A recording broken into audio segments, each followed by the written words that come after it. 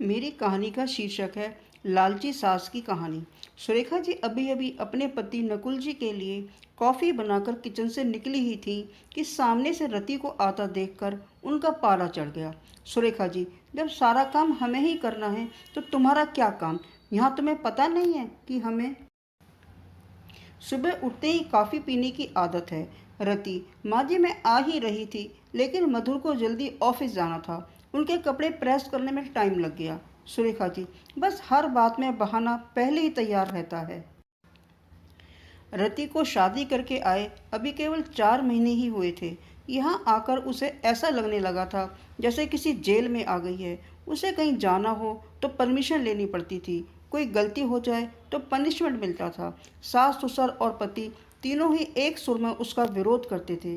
कभी कभी तो मन करता कि यहाँ से भागकर अपने पापा के घर चली जाए, लेकिन पापा हार्ट पेशेंट हैं, यह सब उन्हें पता लग गया तो न जाने क्या अनर्थ हो जाएगा। यही सोचकर सब बर्दाश्त करती रहती थी। रति ने जल्दी जल्दी सबके लिए नाश्ता बनाया। उसके बाद मधुर को टिफ़िन पैक करके दे रही थी, तभी मधुर ने आवाज़ दी, मधुर, रति क्या कर रही हो? इतना टाइम नहीं है। मुझे कार चला के नहीं जाना है। मेट्रो में कितना समय लगता है तुम्हें पता है? जरा सा लेट पहुंचो तो ऑफिस में सुनना पड़ता है। मधुर की एक एक बात इस बात की ओर इशारा था कि उसके पिता ने कार नहीं दी थी, लेकिन वह अब सब सुन लेती है। पिता को कैसे बताए कि जिन्हें आपने उसका जीवन साथी चुना था वह पैसों का लालची है। एक दिन शाम को मधुर घर आया तो उसने अपने पापा से बात की। मधुर, अब मुझसे नौकरी नहीं होती। वो आपके पुराने दोस्त शर्मा जी मोटर पार्ट बनाते हैं, मैं चाहता हूँ कि उसकी सप्लाई शुरू करूँ। पापा, लेकिन बेटा उसके लिए तो कम से कम 10 लाख रुपए चाहिए होंगे, वो कहाँ से आएंगे?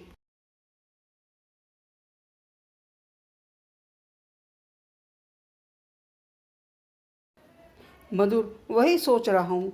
तभी रति चाय बना कर लाती है। मधुर, रति तुम अपने पापा से कुछ पैसे उधार ला सकती हो? रति का सब्र जवाब दे चुका था। रोज रोज के तानों से दुखी होकर उसने जवाब दिया, रति, मधुर मेरे पिता के भरोसे मत रहना। उन्होंने मेरी शादी करके अपना फर्ज पूरा कर दिया। अगर आपको नौकरी करने में दिक्कत है तो मुझे जॉब करने दो, दोनों मिलकर कमाएंगे। यह सुनकर मधुर का पारा चढ़ गया। मधुर, क्या बकवास कर रही हो? ज़्यादा जवान चलने लगी है। दोस्तों, आप इस कहानी को पूरा सुनें क्योंकि अंत बहुत रोचक है।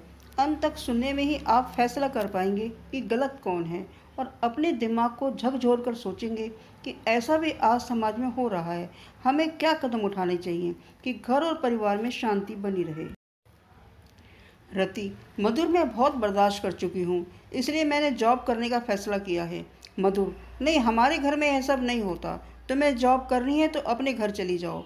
रति, मुझे पता था आप यही कहेंगे। मैंने वकील से बात कर ली है, मैं जल्दी तलाक ले लूँगी। यह सुनकर मधुर और उसके पिता के हाथ पांव फूल गए। तभी सुरेखा जी वहां आ गईं। सुरेखा जी, देख लिया बहू को सिर पर चढ़ाने का नतीजा? निकाल दे इसको घर से बाहर। रति, ठीक है, मैं पुलिस को फ़ोन कर देती हूँ। आप मेरा सारा सामान और दहेज वापस कर दीजिए। साथ ही हर महीने अपने पति की कमाई का आधा हिस्सा मैं कोर्ट से ले लूँगी। इस मकान में भी मेरा हिस्सा है, आधा मकान मेरे नाम कर दीजिए। सुरेखा जी, सुनो ये क्या कह रही है? नुपुर जी, बेटी ऐसी बातें क्यों कर रही हो? आज के बाद हम तुमसे कुछ नहीं कहेंगे, तू अपने कमरे में जा। रति, पापा जी, बहुत बर्दाश्त कर चुकी मैं, अब मुझसे ये दिन भर के ताने बर्दाश्त नहीं होते। आप लोग इतने लालची होंगे ये मैंने कभी सपने में भी नहीं सोचा था। सुरेखा जी, इसके बाप को फ़ोन करके बुलाइए। इसके मुंह लगने से अच्छा है उनसे डायरेक्ट बात करते हैं। रति, माँ जी मेरे पिता हार्ट पेशेंट हैं, अगर इस बात को सुनकर उन्हें कुछ हो गया तो इसके जिम्मेदार आप लोग होंगे। मधुर, ये तुम्हें क्या हो गया है? आज से पहले तो तुमने कभी ऐसी बातें नहीं की। रति, मैं आज तक आपके और मम्मी पापा जी के हर ताने को बर्दाश्त करती रही।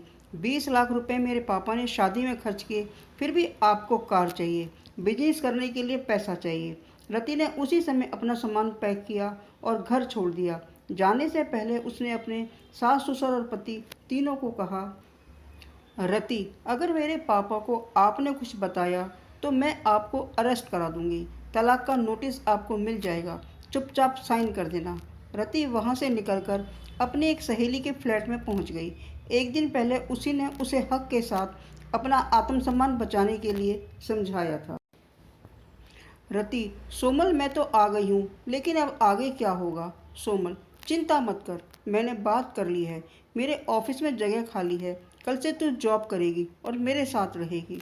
1 महीने तक जॉब करने के बाद रति एक दिन अपने घर जाती है और पिताजी को सारी बात बताती है।